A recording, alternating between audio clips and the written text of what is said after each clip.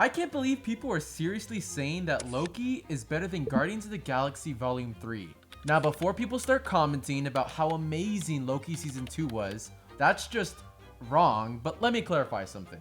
When I say Loki Season 2 is a massive waste of time, I'm not talking about the quality of the show, I'm talking about the story itself.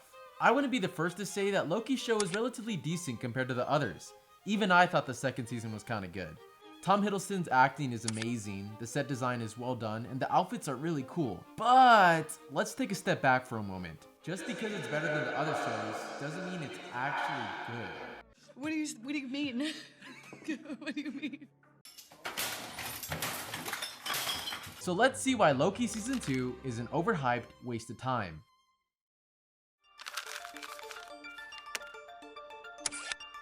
The second season consists of Loki and Mobius on the quest to fix the temporal loom in order to restore balance to the multiverse. Along the way, they encounter problems within the TVA, Sylvie, and even time slipping, which hinders the process and causes the multiverse to collapse into nothingness, ultimately leaving Loki to take matters into his own hands and becoming the keeper of the multiverse in the end. You see how easy it was to explain the entire plot of the show in just a few seconds? Regardless of how atrociously complicated it is for casual viewers, notice how I didn't mention anything about Kang the Conqueror, Ravonna Renslayer, or Brad the TVA agent? That's because the first 4 episodes are just filler to inflate the runtime and prolong your subscription to Disney+. And you know what's even crazier?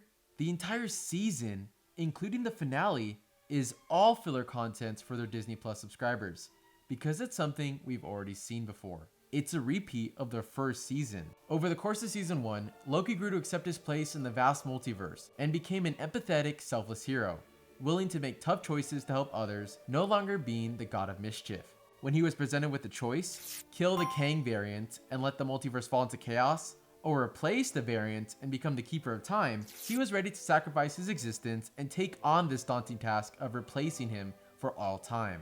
However, the fan favorite character Sylvie kills him and takes away Loki's choice, thus propelling him into the overdrawn second season, where Loki goes on a journey and learns to accept his place in the vast multiverse in order to become a selfless, empathetic hero of time, becoming the god of stories? You see how similar that sounds? The second season has to undo the entire journey from the first to get Loki back to where he already was, when in reality, the show could have ended in one season. Instead, we had the privilege, dare I say honor, of watching filler subplots of random TVA workers revolting, Owen Wilson on a jet ski, Miss Minutes rizzing up Victor Timely, and Loki traveling to time and space conveniently whenever the plot says so. And if you just dare say it's plot convenience, the writers will argue that this was how it was meant to be, because He Who Remains was the genius mastermind behind it all, leading Loki right where he needed to be. Or they'll say it's a full circle moment with a ton of nuance, and I just don't get it. Well, the first episode is rendered useless by the end, because Loki inevitably goes back to time slipping, which he so desperately fought against in this one.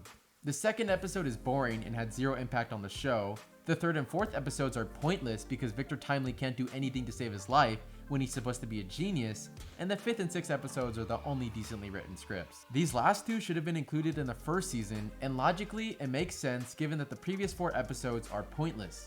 And again, if you dare say otherwise, the writers will once again say that these episodes show Loki's desperation to help others.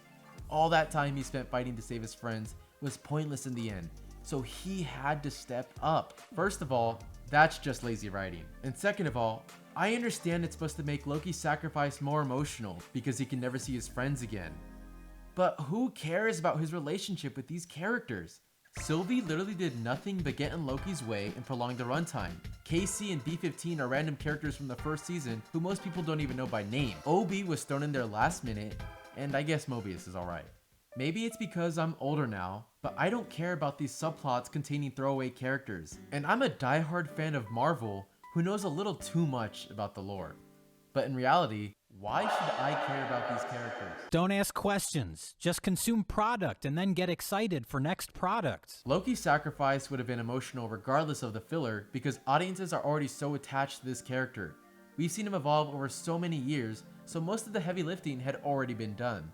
When you have a talented actor like Tom Hiddleston who can bring emotion to a scene, especially since it's allegedly his last time playing the character, you don't need to do unnecessary work. And Marvel knows they can't get too crazy with Loki's show.